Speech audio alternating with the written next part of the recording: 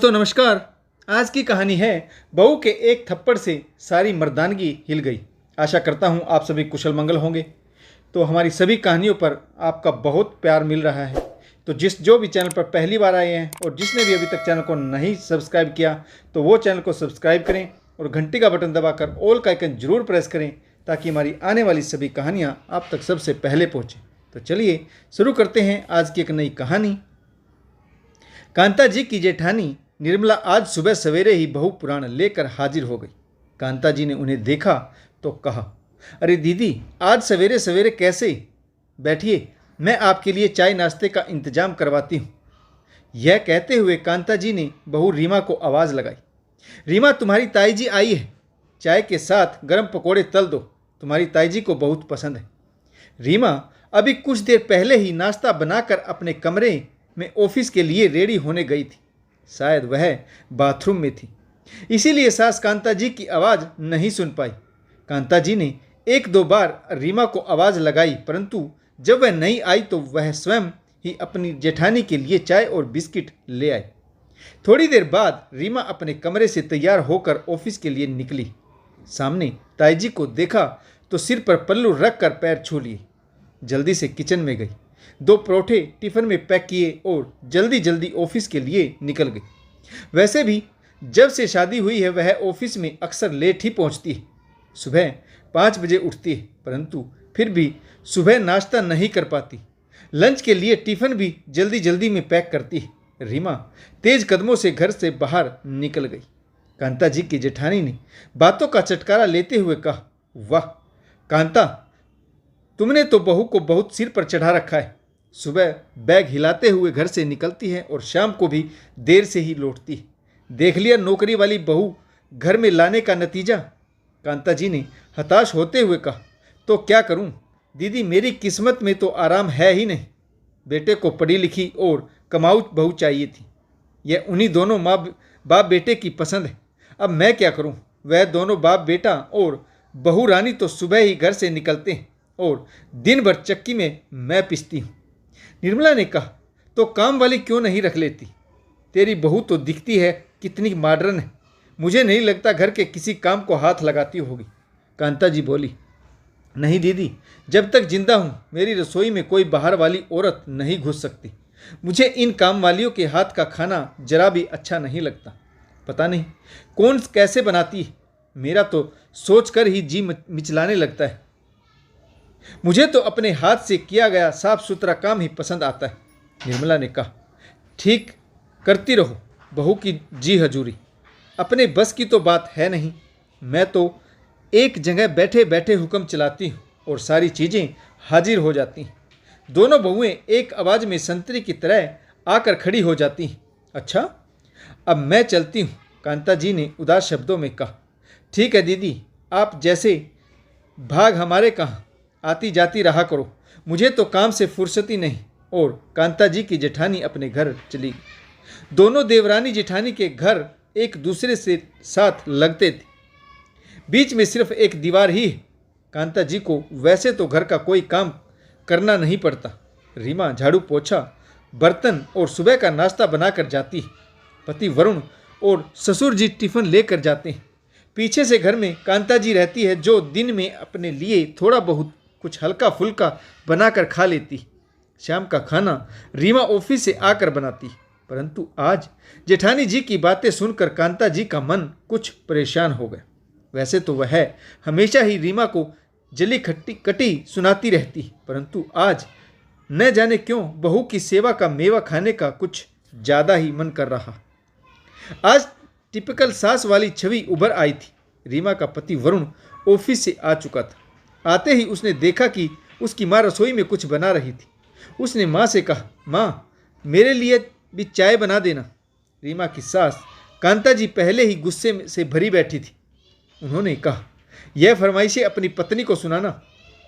मैंने पहले ही कहा था, शादी के बाद बहू घर संभालेगी। वह 7 बजे ऑफिस से आएगी तो घर के काम कौन देखेगा? वरुण ने कहा, ठीक है, मत बनाओ। और वह चिल्लाते हुए ऊपर अपने कमरे में चला गया। रीमा को फ़ोन लगाया तो उसका मोबाइल व्यस्त आया। वरुण का गुस्सा 7वें आसमान पर था। कमरे में रखे तकिए इधर उधर फेंकने लगा। थोड़ी देर बाद रीमा घर आ गई। आते ही सासू माँ ने ताना दिया, जल्दी से खाने की तैयारी कर लो, चेंज करने के बहाने ऊपर ही मत बैठी रहना। आज सास की आवाज़ में पहले से ज़्यादा तलखी थी। रीमा की शादी को अभी 7 महीने ही हुए थे। इन 7 महीनों में न जाने कितनी बार उसे अपने अपमान का कड़वा घूंट पीना पड़ा था। घर का सारा काम करके ऑफिस जाती, ऑफिस में सारा दिन लगी रहती, शाम को आकर खाना भी वही बनाती। कांता जी न जाने किस बात की जिद पकड़े बैठी थी कि सब्जियां भी काट कर नहीं दे सकती। रीमा को ऑफिस से आने में चाहे कितनी भी देर हो जाए, खाना तो उसे ही बनाना पड़ता।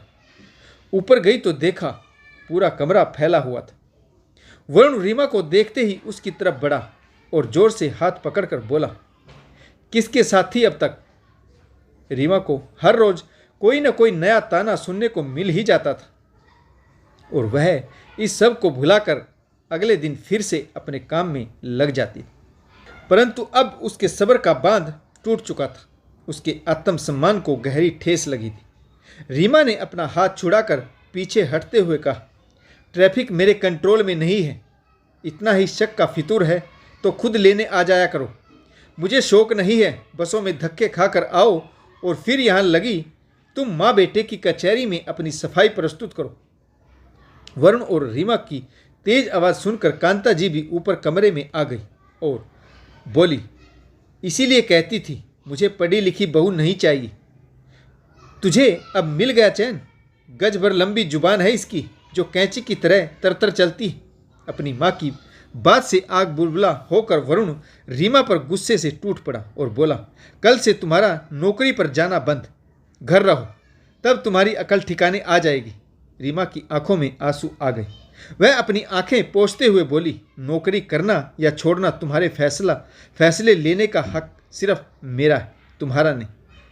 रीमा का जवाब सुनकर वरुण ने अपने आप को अपनी माँ के सामने अपमानित महसूस किया और अपनी खोलती मर्दानगी का सबूत देने के लिए रीमा पर हाथ उठा दिया। कांता जी ने बीच बचाव किया और बेटे को नीचे ले आई। वरुण ने रीमा के गाल पर नहीं बल्कि उसके आत्मसम्मान पर थप्पड़ मारा था। नीचे आकर कांता जी बेटे को समझाने लगी, तुझे कितनी बार समझाया, गुस्से में थोड़ा अकल से काम लिया कर। आजकल की पढ़ी लिखी लड़कियां सारे कानूनी दाव पेच जानती हैं। हमें ऐसी जेल की हवा खिलाएंगी कि बाहर की दुनिया देखने के लिए तरस जाएंगे और सड़ते रहेंगे जेल के अंदर। तुझे कितनी बार कहा है, मार ऐसी जगह मारनी चाहिए जिसे वह किसी को दिखा ना बता सके और ना ही दिखा सके। लकड़ी को उतना ही मोड़ो कि वह टूटे ना और दर्द भी हो। तब तक रीमा अपना सामान बांध कर नीचे आ गई। कांता जी ने देखा तो बोली, अरे बहू कहाँ जा रही हो? इतना तो चलता है पति पत्नी के बीच। तुझे भी तो अपनी जुबान बंद रखनी चाहिए थी। अगर वरुण गुस्से में था तो तुझे नरमाई से काम लेना चाहिए था। आखिर एक को तो झुकना ही पड़ता है। वरुण फिर से चिल्लाकर बोला, जाने दो माई से, मैं भी देख लूँगा कौन सा यार रखता है। 4 दिन में इसके मायके वाले भी इसको धक्के मारकर बाहर निकाल देंगे, तब देखूंगा कहाँ जाएगी। रीमा वरुण के पास गई और उसके गाल पर एक जोरदार थप्पड़ जड़ दिया। फिर अपनी सास कांता के सामने खड़ी होकर बोली, बहू को जुबान का पाठ पढ़ाने से पहले अपने बेटे को जुबान की तहजीब सिखाओ। वरुण थप्पड़ की मार से ज़्यादा रीमा के हौसले से हिल गया। फिर भी खुद को संभालते हुए रीमा को मारने के लिए उसकी तरफ दौड़ा तो कांता जी ने उसे रोक लिया। रीमा ने अपना सामान उठाकर वरुण की तरफ देखते हुए कहा, आओ बाहर, रुको मत, छोड़ूंगी जरूर परंतु नौकरी नहीं, तुम्हें छोड़ूंगी। तुम्हारे जैसे आदमी के साथ रहकर अब खुद की नज़रों में और नहीं गिर सकती। जो सामान बच गया वह कोर्ट के थ्रू वापस आ जाएगा। रीमा ने अपना सामान उठाया और अपने मायके चली गई। माँ बेटा रीमा की आंखों में विद्रोह देखकर उसे रोकने की हिम्मत भी नहीं जुटा पाई। घर में सन्नाटा पसर गया। रीमा अब तक बहुत कुछ सहन करती आ रही थी, परंतु अब उसने वरुण और सास के खिलाफ घरेलू हिंसा और मारपीट का केस डाल दिया। दोनों का तलाक हुआ। वरुण समझौता करना चाहता था, परंतु रीमा अपने फैसले पर अड़ी रही। बाद में अपने अक्कड़ स्वभाव के कारण वरुण को अच्छी खासी मोटी रकम मुआवजे के तौर पर रीमा को देनी पड़ी। रीमा के घर वालों ने एक अच्छा रिश्ता देखकर उसकी दूसरी शादी करनी चाहिए। रीमा पहले बहुत कुछ झेल चुकी थी, इसीलिए उसने दूसरी शादी से पहले लड़के वालों से मिलकर सब कुछ क्लियर कर दिया कि वह नौकरी करेगी। सास चाहे तो काम वाली बाई रख सकती है, लेकिन अगर काम वाली बाई नहीं रखनी तो रोज़ रोज़ के ताने वह नहीं सुनेगी, क्योंकि ऑफिस से आने के बाद उससे जितना हो सकेगा वह उतना ही काम कर पाएगी। अगर उस पर ज़्यादा दबाव डाला गया तो यह रिश्ता उसे मंजूर नहीं। समय रहते रीमा ने अपने जीवन को बर्बाद होने से बचा लिया, क्योंकि ऐसे इंसान कभी नहीं सुधरते। उचित समय पर लिए गए फैसले से बहुत सारी मुश्किलें आसान हो जाती। तो दोस्तों, आशा करता हूँ आपको यह कहानी ज़रूर पसंद आई होगी। अगर आपको हमारी कहानियाँ पसंद आए तो लाइक, शेयर और कमेंट्स करना ना भूलें और चैनल को सब्सक्राइब जरूर करें, ताकि हम आपके लिए नई नई कहानियाँ लेकर आते रहें।